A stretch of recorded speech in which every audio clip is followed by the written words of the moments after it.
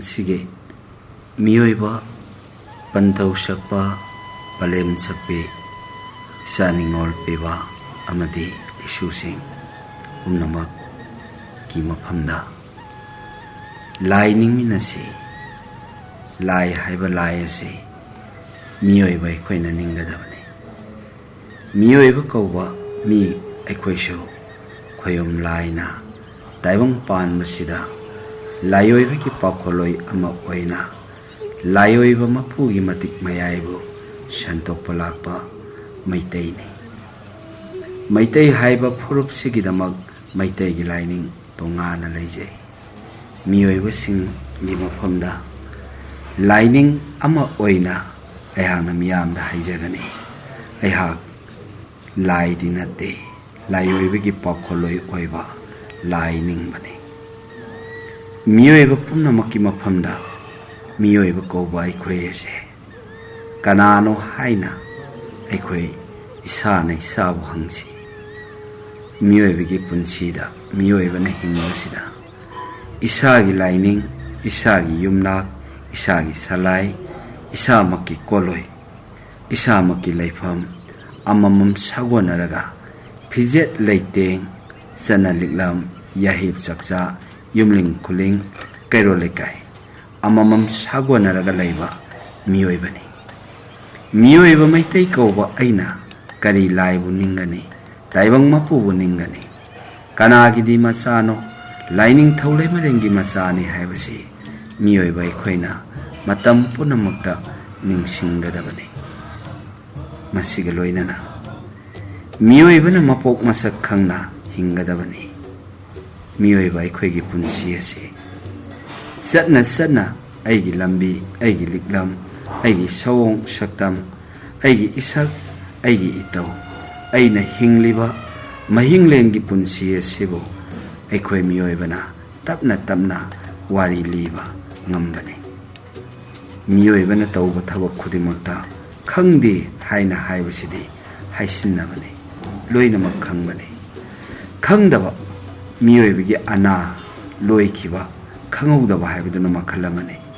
Ana Yik Laitaba Hingna Satliba Asok Apal Laitaba Ayak Ase Khangdaba Laitabani Aigi Wari Kudam Oina Pongdok Sarabada Aikoi Ngasi Mafam Sidai Sida Lengbirak Liba Pumnamak Lamdam Maitay Laipak Kang Laipak Maitay Ningthau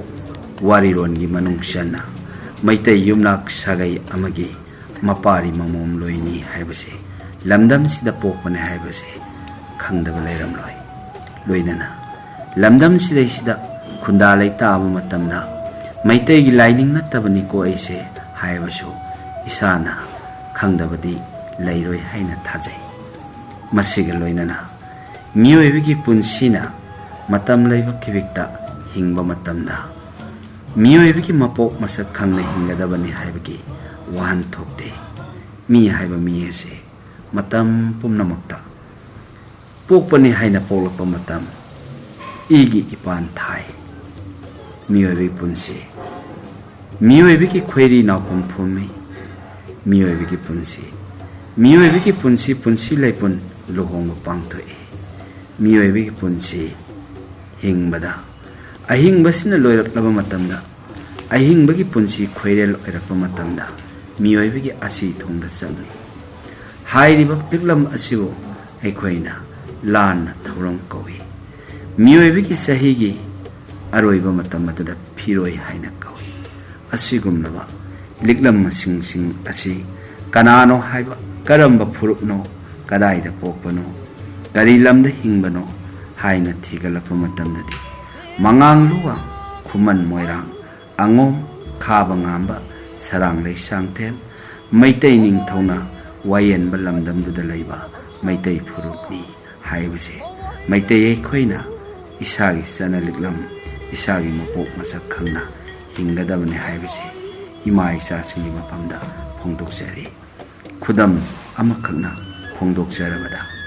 Miyoibigi Punsi Wari Miyoibigi Haurapam Hangdaba Haunade Matam Laiba Kibikta Nahak Kanano Hangakpa Matam Aigi Lining Phurup Aigi ꯏꯁꯥꯒꯤ ꯐꯨꯔꯨꯞꯇꯕꯨ ꯃꯁꯛ ꯇꯥꯛꯆꯒꯅꯤ ꯍꯪꯗꯕꯁꯨ ꯌꯥꯔꯣꯏ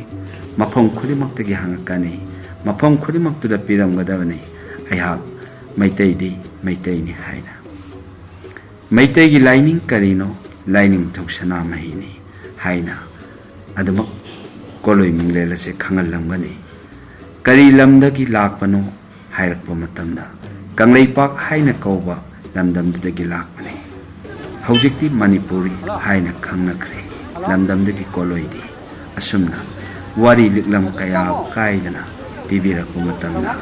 ꯃꯄꯣꯛ ꯑꯁꯦ ꯑꯩꯅ ꯑꯩꯒꯤ ꯃꯄꯣꯛ ꯃꯁꯛ ꯈꯪꯕ ꯍꯥꯏꯕꯗꯣ ꯈꯪꯂꯕꯅꯤ ꯃꯁꯤꯒ ꯂꯣꯏꯅꯅ ꯃꯤꯑꯣꯏꯕ ꯍꯥꯏꯕꯁꯤ ꯑꯍꯤꯡꯕ ꯂꯥꯏꯒ ꯄꯥꯈꯛꯅꯤ ꯍꯥꯏꯕꯁꯤ ꯃꯤꯑꯣꯏꯕ ꯃꯤ ꯑꯩꯈꯣꯏ ꯑꯁꯤ ꯂꯥꯏꯒ ꯄꯥꯈꯛꯅꯤ ꯂꯥꯏꯃꯛꯇꯤ ꯅꯠꯇꯦ ꯂꯥꯏꯒꯤ ꯃꯇꯤꯛ ꯃꯌꯥꯏ ꯁꯟꯗꯣꯛꯄ ꯃꯁꯤ ꯃꯤꯑꯣꯏꯕꯁꯤꯡꯒꯤ ꯃꯔꯛꯇ ꯑꯩꯍꯥꯛꯄꯨ ꯃꯤꯌꯥꯝꯅ ꯂꯥꯏꯅꯤ ꯍꯥꯏꯅꯩ ꯇꯁꯦꯡꯅ ꯑꯩ ꯃꯤꯅꯤ ꯃꯤꯑꯣꯏꯕꯁꯤꯡ ꯑꯗꯨꯒꯤ ꯃꯔꯛꯇ ꯑꯩꯍꯥꯛꯄꯨ ꯋꯥꯡꯈꯩ ꯄꯥꯔꯤ ꯍꯥꯏꯅ ꯀꯧꯏ ꯃꯤꯑꯣꯏꯕꯁꯤꯡ ꯑꯗꯨꯒꯤ ꯃꯔꯛꯇ ꯑꯩꯍꯥꯛꯄꯨ ꯄꯟꯊꯧ ꯍꯥꯏꯅ ꯀꯧꯏ ꯃꯤꯑꯣꯏꯕꯁꯤꯡ ꯑꯗꯨꯅ ꯑꯩꯕꯨ ꯂꯥꯏꯅꯤ ꯍꯥꯏ ꯇꯁꯦꯡꯅ ꯑꯩ ꯂꯥꯏꯃꯛꯇꯤ ꯅꯠꯇꯦ ꯂꯥꯏꯒꯤ ꯃꯇꯤꯛ ꯃꯌꯥꯏ ꯁꯟꯗꯣꯛꯄ ꯂꯥꯏꯅꯤꯡꯂꯣꯏ ꯑꯃ ꯑꯣꯏꯕ ꯂꯥꯏꯒꯤ ꯄꯥꯈꯣꯜꯂꯣꯏ ꯑꯃ ꯑꯣꯏꯕ ꯃꯤꯑꯣꯏꯕ ꯃꯤ ꯑꯩꯍꯥꯛꯁꯤꯅ ꯂꯥꯏ ꯅꯤꯡꯖꯕꯗꯒꯤ ꯄꯂꯦꯝ ꯏꯃꯥ ꯍꯧꯂꯩꯃ ꯂꯨꯋꯥꯡ ꯄꯂꯦꯝ ꯄꯟꯊꯧ ꯂꯩꯅꯨꯡ ꯅꯨꯡꯕ꯭ꯔꯦꯜ ꯁꯥꯊꯧꯕ ꯁꯂꯥꯏꯂꯦꯟ ꯁꯤꯗꯕ ꯁꯟꯖꯦꯟ ꯁꯅꯥ ꯄꯥꯈꯪꯕ ꯏꯕꯨꯙꯧ ꯅꯣꯡꯗꯣꯜ ꯁꯦꯝ ꯐꯤꯖꯣꯜ ꯂꯥꯏꯔꯦꯝꯕꯤ ꯄꯂꯦꯝ ꯏꯃꯥ ꯆꯤꯡꯈꯩ ꯂꯥꯛꯄ ꯄꯟꯊꯧ ꯊꯔꯣ ꯂꯥꯏꯔꯦꯝꯕꯤ ꯏꯃꯥ ꯁꯂꯥꯏꯂꯦꯟ ꯁꯤꯗꯕ ꯏꯕꯨꯙꯧ ꯆꯤꯡꯉꯨ ꯅꯣꯡꯄꯣꯛ ꯑꯍꯥ ꯂꯥꯛꯄ ꯏꯕꯨꯙꯧ ꯁꯦꯂꯣꯏ ꯂꯪꯃꯥꯏꯁꯤꯡ ꯊꯔꯣ ꯁꯤꯕꯤꯂꯧ ꯋꯥꯡꯈꯩ ꯐꯗꯤꯕꯤ ꯂꯝꯁꯥꯡ ꯆꯣꯡꯈꯨ ꯂꯩꯔꯛ ꯋꯥꯡꯈꯩ ꯍꯤꯖꯝ ꯂꯩꯔꯛ ꯋꯥꯔꯤ ꯈꯨꯗꯤꯡꯃꯛꯁꯤꯡ ꯑꯁꯤ ꯑꯩꯅ ꯍꯤꯡꯕꯗ ꯑꯩꯒꯤ ꯄꯨꯟꯁꯤ ꯋꯥꯔꯤ ꯃꯅꯨꯡ ꯆꯟꯅ ꯂꯣꯏꯅꯗꯨꯅꯇ ꯂꯥꯛꯂꯕ ꯂꯣꯏꯅꯕꯒꯤꯗꯃꯛꯇꯁꯨ ꯑꯗꯨꯃꯛ ꯀꯣꯂꯣꯏ ꯃꯤꯡꯂꯦꯜ ꯑꯁꯤ ꯍꯦꯟꯅ ꯍꯦꯟꯅ ꯃꯉꯥꯜ ꯍꯦꯜꯂꯒꯗꯕ ꯍꯦꯟꯅ ꯍꯦꯟꯅ ꯁꯣꯟꯅꯕꯗ ꯌꯥꯎꯔꯒꯗꯕ ꯋꯥꯔꯤ ꯑꯃꯒꯤ ꯃꯅꯨꯡ ꯆꯟꯅ ꯆꯟꯅ ꯑꯩꯅ ꯄꯨꯔꯒ ꯆꯠꯂꯤ ꯑꯩꯍꯥꯛ ꯃꯤꯅꯤ ꯇꯧꯕꯇꯕꯨ ꯈꯣꯌꯣꯝ ꯂꯥꯏꯒꯤ ꯀꯣꯂꯣꯏ ꯃꯤꯡꯂꯦꯟꯗꯤ ꯑꯩꯍꯥꯛꯅ ꯁꯟꯇꯣꯛꯆꯔꯤ ꯃꯁꯤꯒ ꯂꯣꯏꯅꯅ ꯃꯤꯌꯥꯝ ꯄꯨꯝꯅꯃꯛꯇ ꯐꯣꯡꯗꯣꯛꯆꯔꯤ ꯑꯩꯍꯥꯛ ꯂꯥꯏꯗꯤ ꯅꯠꯇꯦ ꯂꯥꯏꯁꯨ ꯎꯖꯗꯦ ꯂꯥꯏꯒꯤ ꯃꯌꯥꯏꯗꯤ ꯐꯪꯖꯩ ꯀꯔꯝꯅ ꯈꯪꯉꯤ ꯂꯥꯏꯒꯤ ꯃꯌꯥꯏ ꯂꯥꯏꯔꯕ ꯏꯃꯨꯡ ꯑꯃꯗ ꯄꯣꯛꯄ ꯐꯤꯖꯦꯠ ꯐꯤꯒꯥꯏ ꯃꯔꯛꯇ ꯆꯥꯎꯔꯛꯄ ꯑꯌꯨꯛ ꯅꯨꯃꯤꯗꯥꯡꯒꯤ ꯆꯥꯂꯨꯛ ꯑꯅꯤ ꯃꯄꯨꯡ ꯐꯥꯅ ꯆꯤꯟꯗꯝꯕ ꯐꯪꯖꯔꯛꯇꯕ ꯑꯩꯍꯥꯛꯀꯤ ꯄꯨꯟꯁꯤꯅ ꯉꯁꯤꯗꯤ ꯁꯅꯥꯅ ꯏꯪꯒ꯭ꯔꯤ ꯁꯦꯠꯂꯤ ꯑꯋꯥꯠꯄ ꯂꯩꯇ꯭ꯔꯦ ꯃꯊꯦꯜ ꯂꯨꯀꯣꯏꯅ ꯄꯨꯡꯀꯣꯏ ꯀꯣꯏꯔꯦ ꯃꯣꯟꯗꯨꯝ ꯃꯣꯟꯇꯦꯛ ꯊꯛꯇ ꯌꯥꯋꯣꯟꯅꯗꯨꯅ ꯍꯤꯡꯂꯤꯕ ꯑꯩꯍꯥꯛꯀꯤ ꯄꯨꯟꯁꯤ ꯏꯆꯥ ꯏꯁꯨ ꯅꯨꯡꯁꯤꯕ ꯃꯌꯥꯝꯅ ꯈꯨꯡꯒꯨꯜ ꯂꯤꯔꯛꯄꯒꯤ ꯂꯣꯏꯕ ꯈꯝꯕ ꯅꯥꯏꯗ꯭ꯔꯕ ꯃꯤꯑꯣꯏꯕꯒꯤ ꯄꯨꯟꯁꯤꯔꯣꯟ ꯀꯌꯥ ꯑꯁꯤꯒꯤ ꯃꯅꯨꯡ ꯆꯟꯅ ꯂꯥꯏꯅꯤꯡ ꯑꯃꯒꯤ ꯃꯔꯨꯝ ꯊꯨꯞꯅ ꯍꯤꯡꯕ ꯉꯝꯂꯕ ꯂꯥꯏꯑꯣꯏꯕ ꯄꯟꯊꯧꯒꯤ ꯋꯥꯔꯤꯔꯣꯟ ꯃꯩꯇꯩ ꯂꯥꯏꯅꯤꯡ ꯑꯃꯒꯤ ꯃꯅꯨꯡ ꯆꯟꯅ ꯍꯤꯡꯃꯤꯟꯅꯔꯤꯕ ꯑꯩꯈꯣꯏ ꯈꯨꯗꯤꯡꯃꯛꯁꯤꯡ ꯑꯁꯤ ꯃꯤ ꯑꯣꯏꯕ ꯃꯤ ꯑꯃ ꯄꯣꯛꯂꯝꯕꯗꯒꯤ ꯂꯥꯏꯑꯣꯏꯕꯒꯤ ꯃꯇꯤꯛ ꯃꯌꯥꯏ ꯁꯟꯗꯣꯛꯄ ꯉꯝꯕꯅꯤ ꯋꯥꯔꯤꯔꯣꯜ ꯑꯁꯤꯅ ꯃꯤꯑꯣꯏꯕ ꯑꯩꯈꯣই ꯂꯥꯏꯒ ꯄꯥꯈꯛꯅꯤ ꯃꯩꯇꯩꯒꯤ ꯂꯥꯏꯁꯪ ꯃꯊꯣꯟ 8 ꯋꯥꯡꯕ ꯑꯃ ꯁꯥꯔꯦ ꯂꯥꯏꯑꯣꯏꯕꯒꯤ ꯊꯧꯖꯥꯜ ꯑꯁꯤꯅ ꯁꯦꯂꯣꯏ ꯂꯃꯥꯏꯁꯤꯡꯗ ꯅꯣꯡꯄꯣꯛ ꯆꯤꯡꯉꯨ ꯊꯣꯡ ꯃꯩꯇꯩ ꯂꯥꯏꯀꯣꯜ ꯑꯃꯃꯨꯛ ꯃꯁꯛ ꯐꯣꯡꯕ ꯉꯝꯂꯦ ꯄꯨꯝꯅꯃꯛꯁꯤꯡ ꯑꯁꯤꯒꯤ ꯋꯥꯔꯤ ꯃꯅꯨꯡ ꯆꯟꯅ ꯂꯥꯏꯃꯛ ꯅꯠꯇ꯭ꯔꯒꯁꯨ ꯂꯥꯏꯒ ꯄꯥꯈꯛꯅꯤ ꯍꯥꯏꯕ ꯃꯤꯑꯣꯏꯕꯁꯤ ꯑꯩꯒꯤ ꯏꯔꯣꯝꯗꯣꯝ ꯈꯛꯇꯒꯤ ꯋꯥꯔꯤꯗꯤ ꯅꯠꯇꯦ ꯂꯩꯔꯤꯕ ꯂꯦꯡꯕꯤꯔꯛꯂꯤꯕ ꯄꯂꯦꯝ ꯁꯛꯄꯤ ꯄꯟꯊꯧ ꯁꯛꯄ ꯏꯆꯥ ꯅꯤꯉꯣꯜ ꯄꯤꯕ ꯄꯨꯝꯅꯃꯛꯅ ꯂꯥꯏꯅꯤꯡ ꯑꯃꯕꯨ ꯁꯟꯗꯣꯛꯄ ꯉꯝꯃꯤ ꯂꯥꯏꯕꯛꯇ ꯂꯩꯁꯥ ꯅꯝꯂꯤ ꯃꯩꯇꯩꯅꯤ ꯍꯥꯏꯅ ꯄꯂꯦꯝ ꯃꯃꯥ ꯑꯣꯏꯕꯤ ꯀꯌꯥꯅ ꯐꯅꯦꯛ ꯐꯤꯗꯣꯜ ꯆꯤꯡꯈꯠꯇꯨꯅ ꯏꯅꯐꯤꯅ ꯅꯤꯡꯗꯨ ꯀꯨꯞꯅ ꯆꯔꯩ ꯀꯣꯛꯈꯨꯝꯅꯔꯤ ꯃꯁꯤ ꯄꯨꯝꯅꯃꯛ ꯃꯁꯤꯒꯤ ꯁꯛꯇꯝ ꯀꯅꯥꯅꯣ ꯍꯥꯏꯅ ꯊꯤꯒꯠꯂꯒꯗꯤ ꯃꯩꯇꯩ ꯂꯥꯏꯒꯤ ꯃꯆꯥ ꯃꯩꯇꯩ ꯅꯨꯄꯤ ꯄꯂꯦꯝ ꯃꯃꯥ ꯑꯣꯏꯕꯤ ꯅꯤꯡꯉꯣꯜ ꯑꯣꯏꯕꯤꯁꯤꯡꯅ ꯐꯅꯦꯛ ꯈꯣꯏꯈꯥ ꯁꯦꯊꯥ ꯏꯅꯐꯤꯅ ꯐꯤꯕꯝ ꯐꯥꯅ ꯏꯟ ꯑꯁꯤꯒꯨꯝꯂꯕ ꯁꯛꯇꯝ ꯄꯤꯕꯥꯁꯤꯡꯅ ꯉꯛꯇ ꯆꯔꯩ ꯌꯦꯠ ꯅꯥꯃꯩ ꯍꯥꯞꯅ ꯐꯩꯖꯣꯝ ꯁꯦꯠ ꯈꯨꯕꯣꯝ ꯇꯥꯅ ꯐꯩꯕꯥꯛ ꯇꯥꯕ ꯐꯩꯖꯣꯝ ꯁꯦꯠꯇꯨꯅ laibakta laisa namduna maitai ni haina masak phongli khu laitari kanada punemi taibang pan mama pulai siamba hada panthau haina punemi sana liklam amaga loinana satminnariba mi kawe he mi nahak samnal plak panate samna polo panate nahak laiga pakhangni sahai daba sinjak sagano tawhei daba sajat satkano matam leba kibikta ahing bane haina hinglabadi pokpane haina poklokladi santoklamsi aigi phurukki laining maitai gi laining santoklamsi maitai di maitai amoina masibuni miyoibiki mi haibasi ahingba amaga miyoibiki warida miyoiba haibasi ahingba laiga pakhakne haina paujelasi asumna piri mi laiga pakhakne loinana miyoiba amana laining inat pu masak phongba ngame phongsu phongi matam laiba khibikta ngasi langban gi thanin numit sigi pungja tare tagi horoi pungja tara luklen kali tara mathoi da sindam nabagi thoksil langi lakli mipung khudimak lakli ba ising chaw gumna iroi na thana sen salakliba yaibirel kaya se mapu maha ki mirene loinana setliba phijet laiteng loliba wangang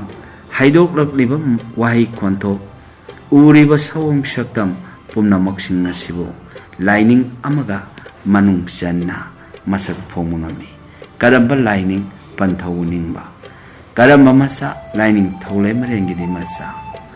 karamba phuru maitai lining ningba maitai phuru asi uni miyoiba amana lining inatpo masak phomungami hairisi apikpa khuning thauna laibak sida namba laisa masa khakna mahak maitai haina masak tapangami asigumlaba khu leitaraga khubak si londuna kok non khiba matamda loliba khubak tugi matungina mahak maitai lining setpani haina masak tapangami loinana miyoibiki punsida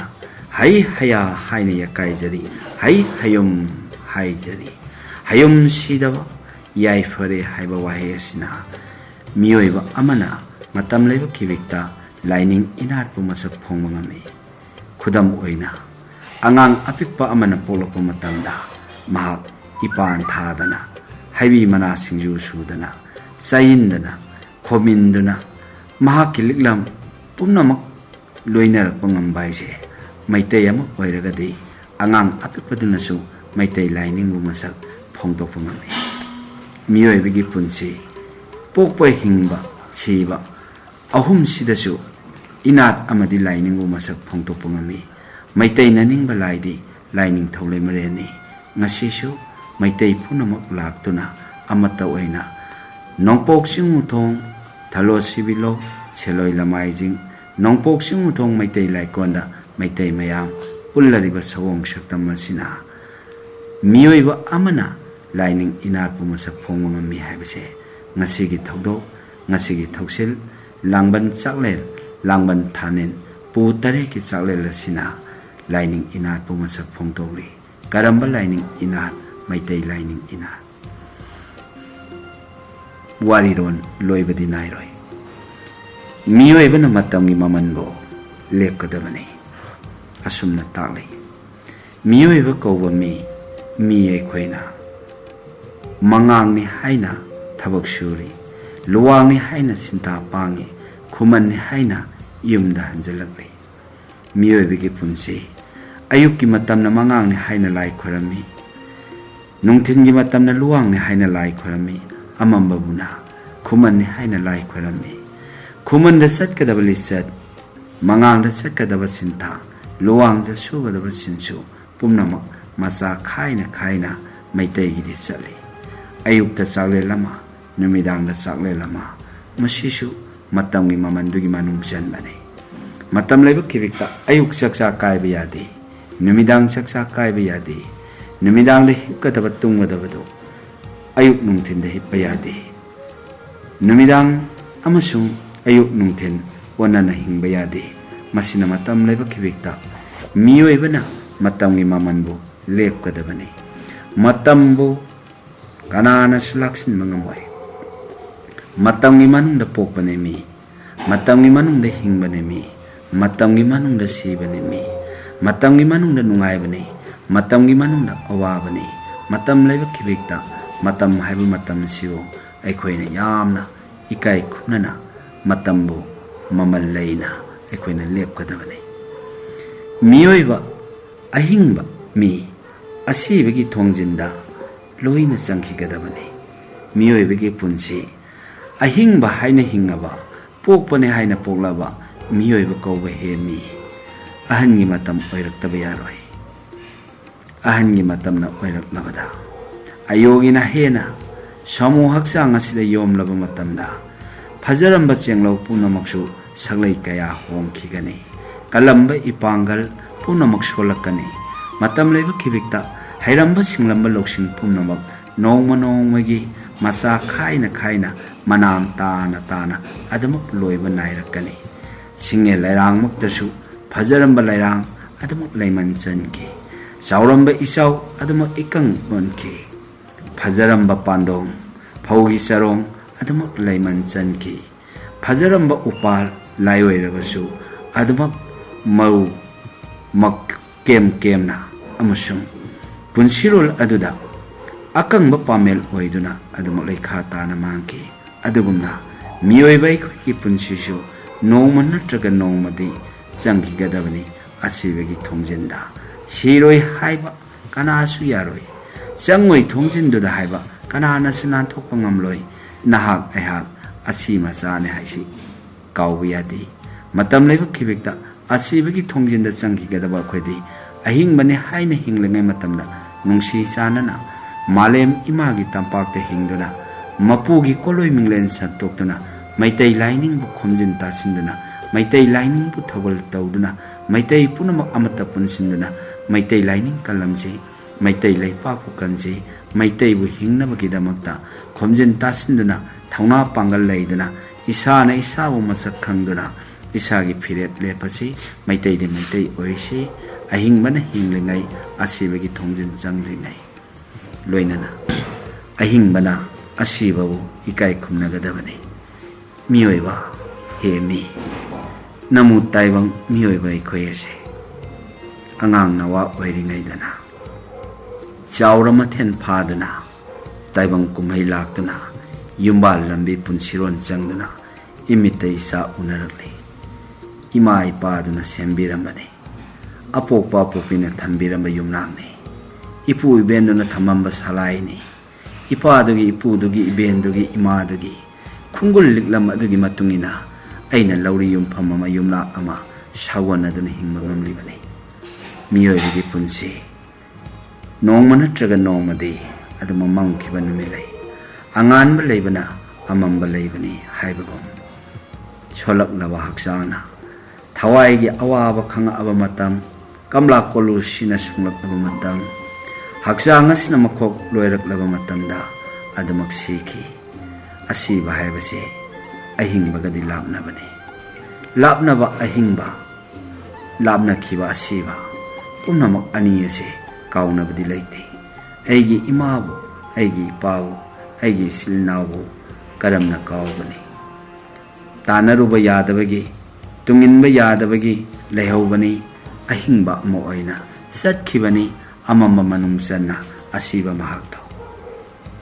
mahak ipado ipudo thambirambane aigi yumna thambirambane aigi yumpham thambirambane aigi sagai thambirambane maitai aigi laining thambirambane maitai aigi laison thambirambane maitai aigi phijet maitai aigi lon maitai aigi sanaliglam yahib sakcha koloi minglen pumnamak watana thambiramliba mangda hana satkraba layoiba singbu ahingba ikhoini kai khumnagadamni ngasi langban thanin numita mangang luang khuman moirang angom khanganba sarang leisang thembo pu tarit pu singchalaga aikhoina haikale laikale luklen kale macha masu oiriba aikhoi punamona ikai khumnari asugumba liklam asina maitai khuntok anjalaktuna ngasidi maitai ꯑꯔꯤꯕ ꯂꯥꯏꯅꯤꯡ ꯃꯩꯇꯩ ꯑꯔꯤꯕ ꯈꯨꯟꯊꯣꯛ ꯄꯨꯝꯅꯃꯛ ꯅꯧꯅ ꯃꯌꯣꯟ ꯆꯣꯡꯉꯛꯇꯨꯅ ꯃꯥꯡꯉꯨꯔꯕ ꯃꯩꯇꯩꯕꯨ ꯁꯂꯥꯏ ꯇꯔꯦꯠ ꯃꯩꯇꯩꯕꯨ ꯑꯃꯨꯛ ꯅꯣꯡꯄꯣꯛ ꯆꯤꯡꯃꯨꯊꯣꯡ ꯃꯩꯇꯩ ꯂꯥꯏꯀꯣꯟꯗ ꯍꯤꯡꯂꯛꯂꯦ ꯍꯥꯏꯕꯁꯤ ꯃꯁꯛ ꯐꯣꯡꯗꯣꯛꯆꯔꯤ. ꯂꯥꯡꯕꯟꯒꯤ ꯊꯥꯅꯤꯟ ꯊꯥꯡꯖ ꯅꯨꯃꯤꯠ ꯀꯣꯔꯣꯡ ꯅꯨꯃꯤꯠ ꯑꯁꯤꯗ ꯅꯣꯡꯄꯣꯛ ꯆꯤꯡꯃꯨꯊꯣꯡ ꯃꯩꯇꯩ ꯂꯥꯏꯀꯣꯟ ꯊꯂꯣ ꯁꯤꯄꯤꯂꯣ ꯁꯤꯂꯣꯏ ꯂꯃꯥꯏ ꯆꯤꯡ ꯅꯤꯡꯊꯧꯒꯤ ꯂꯥꯏꯀꯣꯜ ꯑꯁꯤꯗ ꯄꯨ ꯇꯔꯦꯠꯀꯤ ꯂꯨꯒ꯭ꯂꯦꯟ ꯀꯠꯂꯤ. ꯀꯔꯤꯒꯤꯗꯃꯛꯇ ꯄꯨ ꯇꯔꯦꯠꯀꯤ ꯂꯨꯒ꯭ꯂꯦꯟ ꯀꯠꯂꯤꯕꯅꯣ ꯍꯥꯏꯕ ꯀꯥꯟꯗ ꯇꯥꯏꯕꯪ ꯄꯥꯟꯕ ꯃꯄꯨꯅ ꯈꯣꯌꯨꯝ ꯂꯥꯏꯅ ꯇꯥꯏꯕꯪꯁꯤꯗ ꯍꯤꯡꯉꯤꯕ ꯎꯄꯥꯟ ꯋꯥꯄꯥꯟ ꯇꯤꯟ ꯀꯥꯡ ꯍꯩꯔꯥꯡ ꯂꯩꯔꯥꯡ ꯃꯤꯑꯣꯏꯕ ꯑꯩꯈꯣꯏ ꯄꯨꯝꯅꯃꯛꯁꯦ ꯇꯥꯏꯕꯪ ꯃꯄꯨ ꯃꯥꯅ ꯁꯦꯝꯕꯤꯕꯅꯤ. ꯑꯗꯨꯅ ꯇꯥꯏꯕꯪꯂꯛꯇ ꯃꯥꯒꯤ ꯐꯨꯔꯨꯞ ꯃꯥꯒꯤ ꯂꯥꯏꯅꯤꯡ ꯂꯣꯏ ꯂꯩ. ꯃꯩꯇꯩ ꯍꯥꯏꯕ ꯃꯩꯇꯩ ꯑꯩꯈꯣꯏꯁꯨ ꯑꯩꯈꯣꯏꯒꯤ ꯏꯄꯥ ꯏꯄꯨꯅ ꯁꯂꯥꯏ ꯇꯔꯦꯠ ꯊꯝꯕꯤꯔꯝꯃꯤ. ꯃꯩꯇꯩ ꯑꯩꯈꯣꯏꯒꯤ ꯂꯥꯏꯅꯤꯡ ꯊꯝꯕꯤꯔꯝꯃꯤ. ꯃꯩꯇꯩ ꯑꯩꯈꯣꯏꯒꯤ ꯂꯥꯏꯁꯣꯟ ꯊꯝꯕꯤꯔꯝꯃꯤ. ꯃꯩꯇꯩ ꯑꯩꯈꯣꯏꯒꯤ ꯂꯥꯏ ꯊꯝꯕꯤꯔꯝꯃꯤ. ꯑꯗꯨꯅ ꯂꯥꯏ ꯑꯣꯏꯈ꯭ꯔꯕ ꯁꯂꯥꯏ ꯇꯔꯦꯠꯀꯤ ꯃꯅꯨꯡꯗ ꯆꯟꯕ ꯏꯄꯥ ꯏꯄꯨ ꯄꯨꯂꯦꯟ ꯄꯨ ꯇꯔꯦꯠ ꯄꯨꯂꯦꯟ ꯇꯔꯦꯠ ꯍꯥꯏꯕꯁꯦ ꯃꯁꯤꯕꯨ ꯇꯥꯏꯕꯪꯗ ꯂꯩꯖꯔꯤꯕ ꯃꯆꯥ ꯃꯁꯨ ꯑꯣꯏꯕ ꯑꯩꯈꯣꯏꯅ ꯂꯩꯒꯤꯗ꯭ꯔꯕ ꯂꯥꯏ ꯑꯣꯏꯈ꯭ꯔꯕ ꯏꯄꯥ ꯏꯄꯨꯗꯨꯕꯨ ꯅꯤꯡꯁꯤꯡꯗꯨꯅ ꯂꯩꯒꯤꯗ꯭ꯔꯕꯗꯨꯒꯤ ꯃꯐꯝꯗ ꯑꯩꯈꯣꯏꯅ ꯍꯩꯔꯥꯡ ꯑꯃ ꯂꯩꯔꯥꯡ ꯑꯃ ꯂꯨꯒ꯭ꯂꯦꯟ ꯀꯠꯇꯨꯅ ꯂꯥꯡꯕꯟ ꯊꯥ ꯑꯁꯤꯗ ꯑꯩꯈꯣꯏꯅ ꯀꯠꯂꯤ. ꯑꯗꯨꯅ ꯉꯁꯤꯒꯤ ꯂꯥꯡꯕꯟꯒꯤ ꯊꯥꯅꯤꯟ ꯀꯣꯔꯣꯡ ꯅꯨꯃꯤꯠ ꯑꯁꯤꯗ ꯅꯣꯡꯄꯣꯛ ꯆꯤꯡꯃꯨꯊꯣꯡ ꯑꯁꯤꯗ ꯂꯩꯒꯤꯗ꯭ꯔꯕ ꯂꯥꯏ ꯑꯣꯏꯈ꯭ꯔꯕ ꯏꯄꯥ ꯏꯄꯨꯗꯨꯒꯤ ꯃꯐꯝꯗ ꯀꯠꯆꯕꯅꯤ. ꯑꯗꯨꯅ ꯍꯤꯡꯍꯧꯔꯤꯕ ꯃꯆꯥ ꯃꯁꯨ ꯑꯣꯏꯕꯅ ꯑꯁꯤꯕꯕꯨ ꯅꯤꯡꯁꯤꯡꯕ ꯊꯥꯅꯤ. ꯑꯗꯨꯅ ꯅꯤꯡꯁꯤꯡꯕ ꯑꯁꯤꯅ ꯂꯥꯏꯅꯤꯡ ꯈꯨꯕꯝꯕꯨ ꯑꯩꯈꯣꯏꯅ ꯅꯧꯍꯧꯅꯅ ꯅꯤꯡꯁꯤꯡꯍꯜꯂꯤ. ꯂꯥꯏꯅꯤꯡ ꯃꯩꯇꯩ ꯍꯥꯏꯕ ꯃꯩꯇꯩꯁꯤ ꯑꯩꯈꯣꯏꯅ ꯅꯤꯡꯁꯤꯡꯍꯜꯍꯟꯕꯗꯨꯅ ꯉꯁꯤ ꯃꯩꯇꯩ ꯍꯤꯡꯍꯧꯔꯤꯕ ꯑꯩꯈꯣꯏꯒꯤ ꯃꯩꯇꯩꯒꯤ ꯂꯥꯏ ꯑꯩꯈꯣꯏꯅ ꯀꯟꯖꯒꯗꯕꯅꯤ. ꯃꯩꯇꯩꯒꯤ ꯂꯥꯏꯁꯣꯟ ꯑꯩꯈꯣꯏꯅ ꯁꯣꯟꯒꯗꯕꯅꯤ. ꯃꯩꯇꯩꯒꯤ ꯂꯩꯕꯥꯛ ꯑꯩꯈꯣꯏꯅ ꯀꯟꯒꯗꯕꯅꯤ ꯍꯥꯏꯕꯁꯤ ꯍꯥꯏꯖꯅꯤꯡꯉꯤ. ꯑꯗꯨꯅ ꯂꯩꯍꯧꯔꯤꯕ ꯑꯍꯤꯡꯕ ꯃꯆꯥ ꯃꯁꯨ ꯑꯣꯏꯕ ꯑꯩꯈꯣꯏꯅꯅꯦ ꯂꯩꯒꯗ꯭ꯔꯕ ꯁꯤꯡꯗꯨꯒꯤ ꯀꯠꯄ ꯍꯩꯀꯠ ꯂꯩꯀꯠꯄꯨ ꯑꯗꯒꯤ ꯂꯨꯒ꯭ꯂꯦꯟꯕꯨ ꯑꯩꯈꯣꯏꯅ ꯂꯥꯡꯕꯟ ꯂꯨꯒ꯭ꯂꯦꯟ ꯀꯠꯄ ꯍꯩꯀꯠ ꯂꯩꯀꯠ ꯇꯝꯕ ꯍꯥꯏꯗꯅ ꯑꯩꯈꯣꯏꯅ ꯅꯤꯡꯁꯤꯡ ꯊꯧꯔꯝ ꯑꯁꯤ ꯄꯥꯡꯊꯣꯛꯆꯕꯅꯤ.